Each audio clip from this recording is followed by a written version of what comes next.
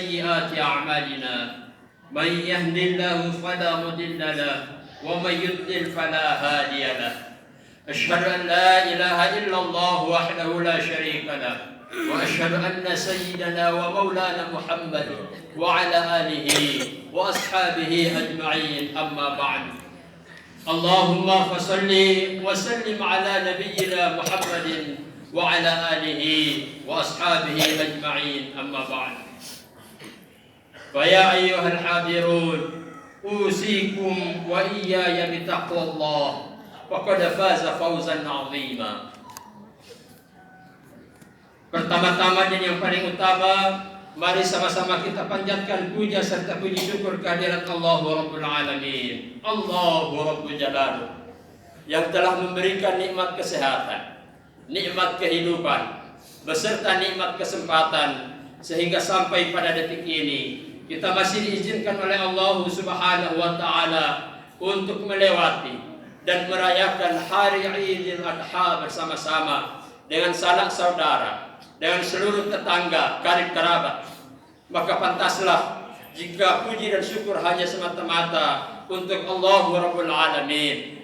Jika kita tengok depan dan belakang, kiri dan kanan, ada di antara saudara-saudari kita, ada di antara orang tua kita, ada di antara karib kerabat kita yang di tahun yang lalu masih bersama-sama dengan kita merayakan hari Idul Adha bersama-sama. Namun di hari ini, di pagi ini, ada di antara mereka yang telah pergi mendahului kita, ada di antara mereka yang telah pergi jauh merantau untuk mencari sesuap nasi, semuanya untuk menghidupi dan menafkahi keluarga untuk mendapatkan ridha Allah Subhanahu wa Ta'ala.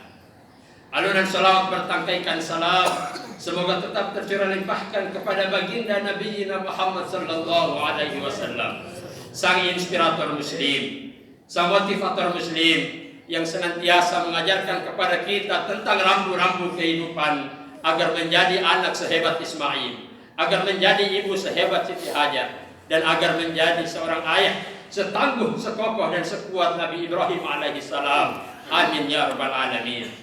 Melalui mimbar yang mulia ini, khotib berwasiat kepada kita semua umumnya dan khususnya bagi diri khotib sendiri, agar mari sama-sama terus kita tingkatkan kualitas iman dan takwa kepada Allah Subhanahu wa Ta'ala. Semoga dengan seluruh daya upaya, dengan seluruh usaha dan ikhtiar yang kita lakukan, senantiasa diberikan kemudahan oleh Allah Rabbul Alamin, dan kita dianggap sebagai hamba yang merupakan primadona di mata Allah Subhanahu wa Ta'ala, hamba yang paling istimewa dalam penilaian Allah Rabbul Alamin, hamba yang paling hina dalam pandangan sendiri, dan hamba yang biasa-biasa saja dalam pandangan dan penilaian orang lain.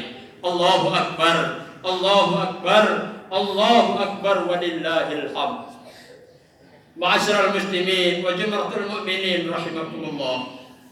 Berbicara persoalan Idul Adha, berbicara persoalan hari raya kurban, berbicara persoalan hari raya kurban, maka tidak terlepas daripada sebuah lintasan sejarah yang pernah diperagakan oleh Nabi Ibrahim alaihissalam, Siti Hajar, dan juga ananda Nabi Ismail alaihissalam.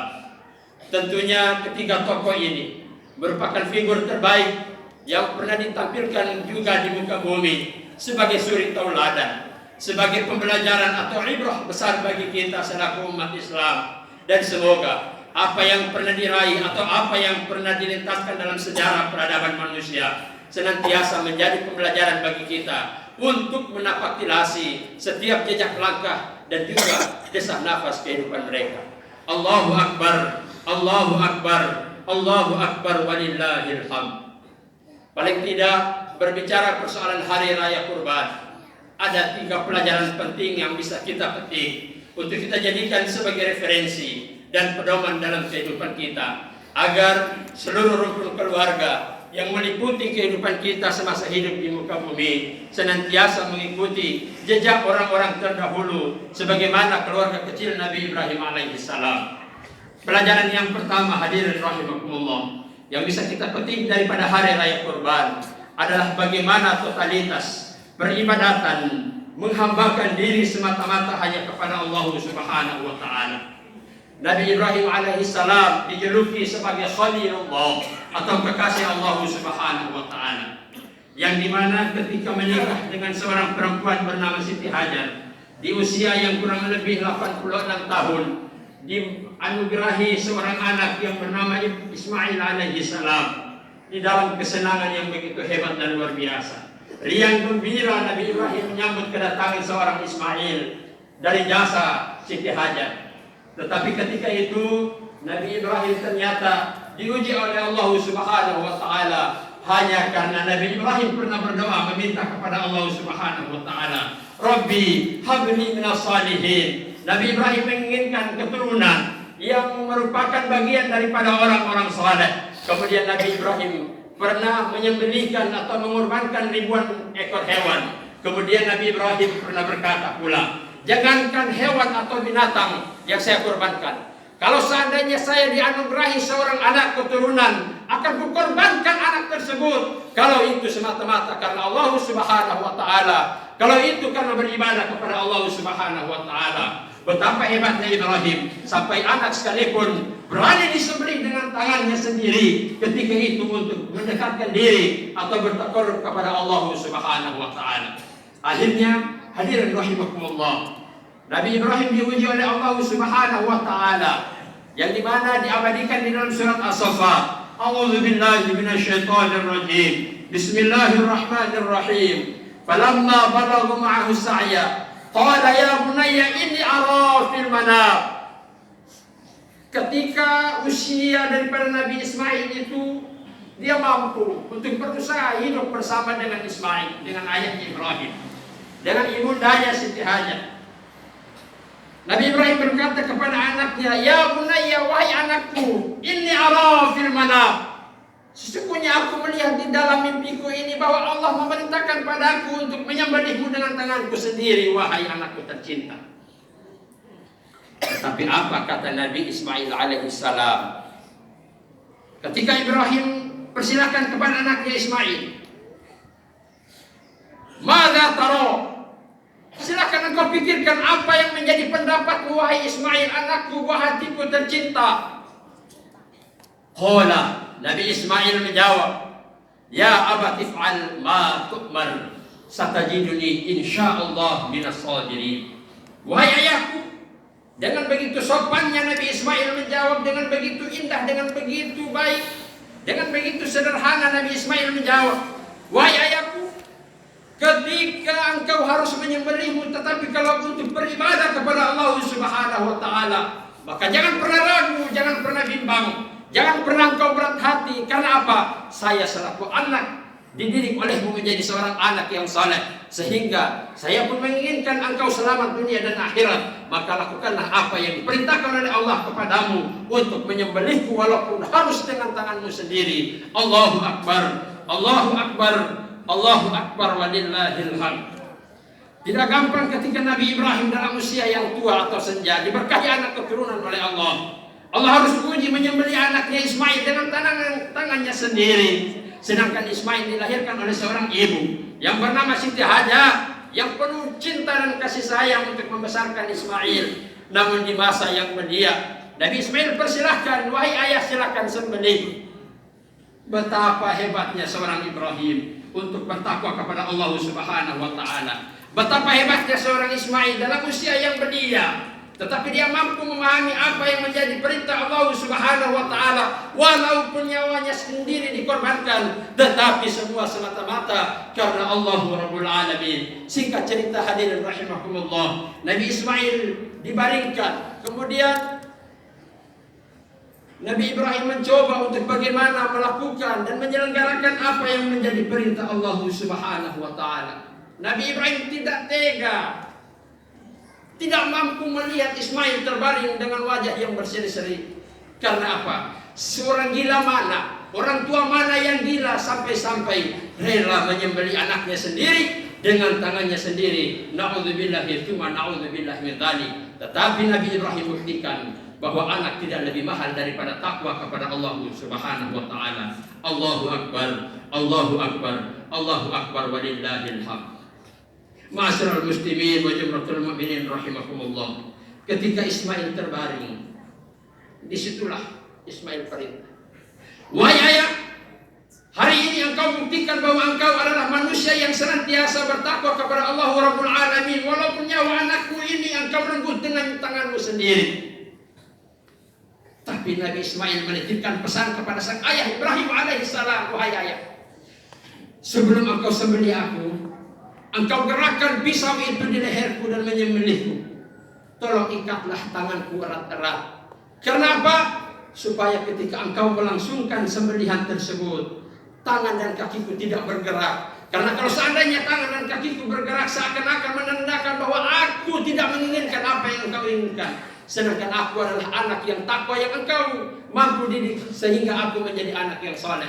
Kemudian yang kedua, tolong tajamkan pisau tersebut ketika engkau sembelih diriku, agar ketika engkau jalankan pisau tersebut, sekali jalan maka selesailah nafas kehidupanku, wahai ayah tercinta.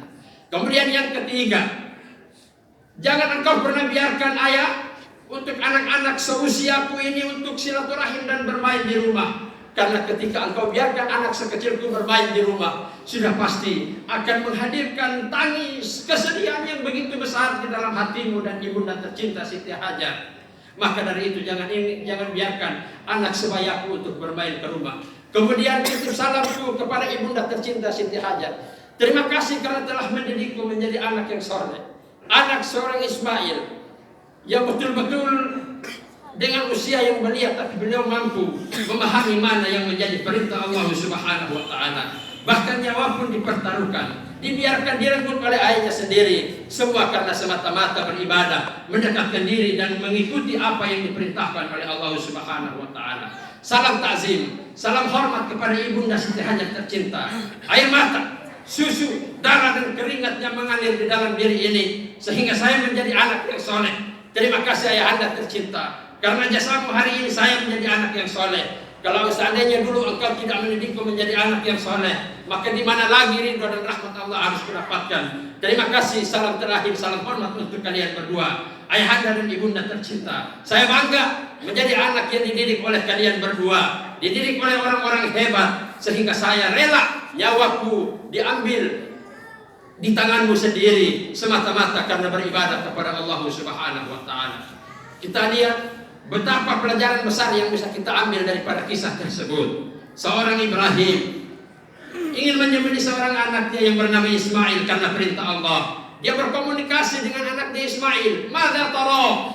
Wahai Ismail, apa yang menjadi pendapatmu? Silakan engkau pikirkan. Apa kata Ismail? Wahai ayah tercinta, jikalau memang itu adalah perintah Allah Subhanahu wa taala, maka lakukanlah, jangan pernah berat hati, karena aku tahu bahwa suatu saat nanti engkau wahai Ibrahim ayahku tercinta akan menemukanku di dalam barisan-barisan orang-orang yang sabar dan juga orang-orang yang saleh yang mendapatkan ridho, rahmat dan ampunan Allah Subhanahu wa taala. Allahu akbar, Allahu akbar, Allahu akbar walillahil haq. Pelajaran kedua hadirin rahimakumullah yang bisa kita ambil daripada sebuah lintasan sejarah berupa hari raya Kurban adalah bagaimana memuliakan manusia di mata kita, di mata Allah Subhanahu wa taala. Nabi Ibrahim buktikan bahwa harta, anak keturunan, jabatan sebagai seorang nabi tidak lebih berharga daripada takwa kepada Allah Subhanahu wa taala. Allahu Rabbul Jalaluh, yang di tangannya lah tergenggam nyawa seluruh makhluk yang ada di muka bumi. Bahwasanya semua itu tidak lebih mahal daripada harkat dan martabat seorang manusia. Darah dan nyawa terkadang bertumpah di muka bumi hanya karena apa?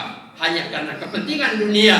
Hari ini sebentar lagi akan kita sembelih hewan atau binatang dengan jumlah yang begitu banyak. Kita nikmati bagaimana kehidupan ala orang-orang kaya, bagaimana kehidupannya orang-orang yang mampu sehingga dia menyembelih hewan dan kita menikmati apa yang menjadi penyembelihannya. Tetapi sadarkah kita bahwa hari ini manusia yang ditindas kemanusiaannya, bangsa Palestina, tidak bisa untuk menikmati apa yang hari ini kita nikmati. Tidak bisa untuk menikmati dan merasakan, mencicipi apa yang hari ini kita nikmati berupa hewan kurban. Karena mereka harus hidup di dalam sebuah penindasan yang dimana dilakukan oleh bangsa yang tidak bertanggung jawab. Padahal mereka punya hak untuk hidup, mereka punya hak untuk merdeka, tetapi semua itu direnggut hanya karena kepentingan dunia. Na'udzubillahi tsumma na'udzubillahi min dzalik.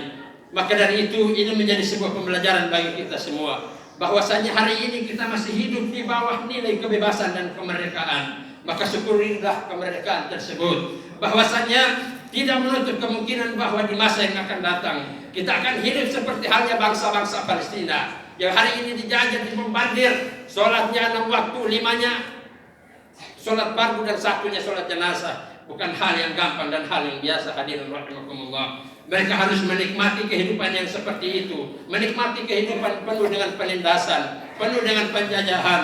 Maka ini menjadi sebuah pembelajaran bagi kita juga, bahwa mumpung kita masih hidup dengan penuh kemerdekaan dan kebebasan, syukurilah hal tersebut, dan mari bersatu padu. Kita selaku umat Islam ibarat organ tubuh yang apabila sakit di salah satu organ tubuh tersebut, yang lain pun akan terasa sakit. Ibarat sebuah bangunan yang dimana saling membutuhkan atau saling menguatkan antara fondasi bangunan dan atap. Itulah kesempurnaan umat Islam untuk menggapai ridho rahmat Allah Subhanahu wa taala di bawah bendera persatuan. Lillahi kalimatillah, la ilaha illallah, Muhammadur Rasulullah sallallahu alaihi wasallam. Allahu akbar, Allahu akbar, Allahu akbar, walillahil hamd. Adapun pelajaran yang ketiga, hadirin rahimakumullah, yang bisa kita petik daripada hari raya Idul Kurban ini adalah bagaimana kita mensyukuri atas apa yang telah Allah berikan kepada kita selaku umat manusia. Ma'asyiral muslimin wa jamratul mu'minin rahimakumullah. Daripada bentuk rasa syukur tersebut adalah kita senantiasa bertaqarrub ila Allah Subhanahu wa taala. Bertaqarrub di sini salah satunya dengan bagaimana memahami dan menghayati hari raya Kurban ini sebagai sebuah bahan refleksi bagi kita untuk muhasabah, untuk merubah, untuk berkontemplasi atau merefleksi diri, merenungkan apa yang selama ini kita lakukan, apa yang selama ini ada di dalam hati dan benak kita selaku umat Islam. Bukan semata-mata secara simbolis kita menyembelih hewan kurban kemudian kita mencicipi dan menikmati hewan yang telah disembelih tersebut, tetapi secara filosofis atau secara maknawi sesungguhnya sifat kebinatangan kita seperti halnya apa yang telah kita lakukan berupa menyembelih hewan kurban itu seharusnya hilang bersamaan dengan disembelihnya hewan tersebut. Iri, dengki, hasud, maksiat dan lain sebagainya seharusnya sifat tersebut hilang bersamaan dengan disembelihnya hewan tersebut, agar apa? Kita menjadi hamba yang betul-betul mendapatkan ridha dan rahmat Allah Rabbul Alamin. Allahu Akbar, Allahu Akbar, Allahu Akbar, walillahil hamd. Bukan semata-mata kita menyembelih hewan kemudian kita menikmati daging tersebut, tetapi lebih jauh daripada itu adalah bagaimana kita mampu untuk merubah tatanan kehidupan kita menjadi tatanan kehidupan yang lebih baik. Yang tadinya umat Islam yang tidak bersatu, harusnya tidak bersatu tersebut hilang bersamaan dengan disembelihnya hewan tersebut. Yang tadinya kita yang tidak takwa dan ibadah kepada Allah Subhanahu wa taala, senantiasa tidak takwa dan tidak ibadah tersebut hilang bersamaan dengan disembelihnya hewan tersebut. Kita yang umat Islam yang tadinya iri, dengki, hasud, suka ghibah dan lain sebagainya, seharusnya semua hal tersebut hilang bersamaan dengan disembelihnya hewan-hewan tersebut. Kita yang tadinya tidak takwa kepada Allah Subhanahu wa taala, seharusnya tidak takwa tersebut hilang bersamaan dengan disembelihnya hewan. Agar apa? Agar setiap tahun yang kita lalui berupa hari raya Idul Adha bukan semata-mata hari raya yang kita lewati kehilangan esensi, tetapi betul kita menikmati dan menghayati setiap momen-momen dalam kehidupan untuk bagaimana memperbaiki diri agar hari ini lebih baik daripada hari kemarin dan hari esok lebih baik daripada hari ini. Itulah hakikat daripada disembelihnya hewan tersebut, bukan hanya semata-mata secara simbolis, tetapi secara filosofis kita mampu untuk bagaimana mengubah arah kehidupan kita menjadi arah kehidupan yang lebih baik. Allahu Akbar, Allahu Akbar, Allahu Akbar, walillahil hamd. Maka tugas kita selaku anak orang tua hari ini adalah bagaimana seorang ayah harus mampu membangun sebuah tatanan kehidupan yang dimana tatanan kehidupan tersebut mampu mendidik anak keturunan kita menjadi Ismail di masa sekarang. Seorang ayah, bagaimana dia mampu untuk mendidik seorang istri agar menjadi Siti Hajar zaman sekarang, dan juga seorang anak dan seorang istri agar bagaimana mampu untuk mengingatkan kepada ayah tercinta agar menjadi Ibrahim di masa sekarang, agar tiga sosok tersebut tidak pernah sejarahnya lekang oleh perputaran masa dan pergeseran waktu. Kita siap untuk melanjutkan seluruh estafet kehidupan mereka untuk bagaimana menghadirkan tiga sosok terbaik ini di muka bumi agar menjadi keluarga yang sakinah mawaddah warahmah, bukan semata-mata menikah karena punya keturunan semata, tetapi di samping daripada itu menikah untuk beribadah kepada Allah Subhanahu wa taala, agar akan lahir generasi-generasi penerus sehebat Ismail, akan lahir ayah-ayah di masa mendatang sehebat Ibrahim, agar akan lahir ibu-ibu hebat di masa sekarang sehebat Ibunda Siti Hajar tercinta. Ma'asyiral muslimin wa jumlatul mu'minin rahimakumullah. Daripada usaha yang pernah dilakukan oleh tiga sosok tersebut tentunya membuat kita terharu dan merenungi apa arti daripada sebuah kehidupan. Ternyata seluruh yang kita punya tidak lebih mahal daripada takwa dan iman kepada Allah Subhanahu wa taala. Dan juga Siti Hajar memberikan sebuah pembelajaran bahwa ketika Nabi Ismail menangis karena kehausan dan kelaparan, Siti Hajar rela pulang pergi antara Bukit Safa dan Bukit Marwah untuk mencari sebuah sumber kehidupan berupa air kehidupan. Ternyata 7 kali pulang pergi Allah munculkan kembali air tersebut berupa air Zam-Zam di dekat daripada tempat Nabi Ismail menangis dan tidur. Inilah sebuah pembelajaran penting bagi kita, bahwa yang dinilai oleh Allah Subhanahu wa taala itu adalah bagaimana usaha dari seorang ibu untuk menghidupi anaknya. Yang dinilai oleh Allah Subhanahu wa taala adalah bagaimana keberkahan yang didapatkan oleh seorang ibu dari Allah Subhanahu wa taala dengan cara yang halal untuk pulang pergi bolak-balik Bukit Safa dan Marwah untuk mencari sumber kehidupan, untuk menghidupi Nabi Ismail alaihi salam. Ternyata Allah memuji tiga orang ini untuk senantiasa menaikkan taraf keimanan mereka kepada Allah Rabbul Alamin. Sebuah pembelajaran penting bagi kita, bahwasanya bagaimana kita harus mampu untuk mengikuti tiga sosok teladan terbaik ini agar pelajaran yang pernah mereka terbitkan, pelajaran yang pernah mereka sampaikan kepada kita, senantiasa kita tegakkan kokoh di dalam rukun keluarga kita, agar rukun keluarga kita mendapatkan rahmat dan ridha Allah Subhanahu wa taala. Allahu Akbar, Allahu Akbar, Allahu Akbar walillahil hamd. Namun hari ini hadirin rahimakumullah, banyak di antara orang tua yang bangga akan prestasi-prestasi dunia anak, tetapi mereka lupa bahwasanya prestasi-prestasi dunia tersebut harus diimbangi dengan prestasi di mata Allah Subhanahu wa taala, agar Ismail tidak terputus di beberapa ribu tahun yang lalu. Akan hadir Ismail di masa sekarang karena jasa dari ayahanda tercinta, karena jasa daripada ibunda tercinta. Masukkan anak ke sekolah pesantren-pesantren, ke madrasah-madrasah, berikan bangun fondasi keimanan agama mereka, agar di kemudian hari nanti ketika bapak dan ibu telah pergi menghadap Allah Subhanahu wa taala, mereka siap untuk menjadi Ismail walaupun sudah kehilangan Ibrahim di masa sekarang dan kehilangan Siti Hajar di masa sekarang. Tidak pernah menyurutkan semangat mereka untuk bagaimana menjalani kehidupan di masa sekarang dan di masa yang akan datang, karena telah dididik oleh Ibrahim dan juga Siti Hajar, sehingga mereka menjadi Ismail yang hebat, yang siap untuk melanjutkan perjuangan orang tua, yang siap untuk melanjutkan nasihat-nasihat yang pernah diberikan oleh orang tua kepada mereka. Itulah Siti Hajar, itulah Nabi Ibrahim, itulah Nabi Ismail alaihi salam, yang siap untuk bagaimana membangun sebuah peradaban manusia di masa sekarang. Agar apa? Agar Islam menjadi agama yang besar, agar Islam menjadi agama yang jaya, agar Ibrahim, Siti Hajar dan Ismail tidak semata-mata menjadi sebutan belaka, tetapi mampu untuk kita hadirkan versi kehidupan mereka di masa sekarang, sehingga Allah memberikan sebuah keberkahan. Allah bukakan pintu rahmat bagi kita selaku orang-orang yang mau untuk mengikuti kehidupan mereka di masa-masa yang lalu.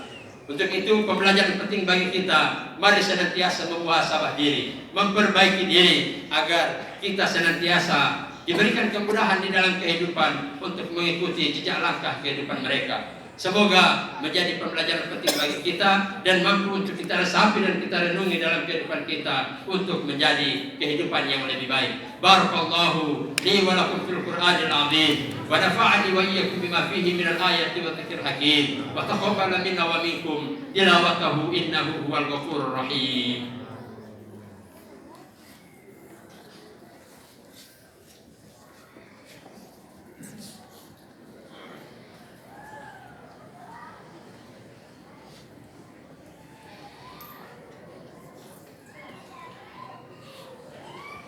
Allahu Akbar, Allahu Akbar, Allahu Akbar, Allahu Akbar, Allahu Akbar, Allahu Akbar, Allahu Akbar, Allahu Akbar, Allahu Akbar, walillahil hamd. Alhamdulillah, alhamdulillahilladzi arsala rasulahu bil huda wa dinil haqq liyudhhirahu ala dini kulli wa kafa billahi shahida. أشهد أن لا إله إلا الله وحده لا شريك له وأشهد أن محمدا عبده ورسوله لا نبي بعده. اللهم فصل وسلم على نبينا محمد وعلى آله وأصحابه أجمعين. أما بعد فيا أيها الناس اتقوا الله حق تقاته ولا تموتن إلا وأنتم مسلمون. Pada khutbah yang kedua ini, mari sama-sama kita berdoa kepada Allah Subhanahu wa taala agar kita diberikan kemudahan, agar kita diberikan ketabahan dan kesabaran, agar kita diberikan sekeping hati yang senantiasa menjadikan Ibrahim, Ismail dan Siti Hajar sebagai pedoman-pedoman di dalam kehidupan kita agar mendapatkan ridha dan rahmat Allah Subhanahu wa taala. Innallaha wa malaikatahu yusholluna 'alan nabi. Ya ayyuhalladzina amanu sallu alaihi wa sallimu taslima. Allahumma salli wa sallim alaihi. Allahumma salli wa sallim wa barik alaihi. Astaghfirullahal azim, astaghfirullahal azim, astaghfirullahal azim. Alhamdulillahi rabbil alamin. Allahumma salli ala sayyidina Muhammad wa ala ali sayyidina Muhammad. حمدا ناعمين حمدا شاكرين حمدا يوافي ما يكافي مزيدا. يا ربنا لك الحمد كما ينبغي لجلال وجهك الكريم وعظيم سلطانك.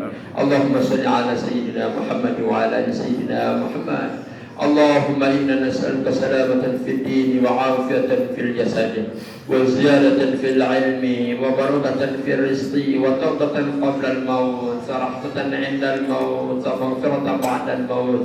اللهم اهون علينا في سكرات الموت والنجاة من النار والعفو عند الحساب. Ya Allah, Engkaulah Tuhan yang menciptakan kami. Engkaulah satu-satunya yang berhak untuk kami sembah. Hari ini kami datang mengetuk pintu ampunan-Mu. Hari ini kami hadir bersimpuh dengan peluh-peluh dosa yang melekat di tubuh kami yang lemah ini. Ya Allah, betapa kami sering lupa bahwa kehidupan dunia ini sangat singkat hingga kami pun jatuh dan jatuh lagi dalam kedurhakaan terhadap perintah-Mu.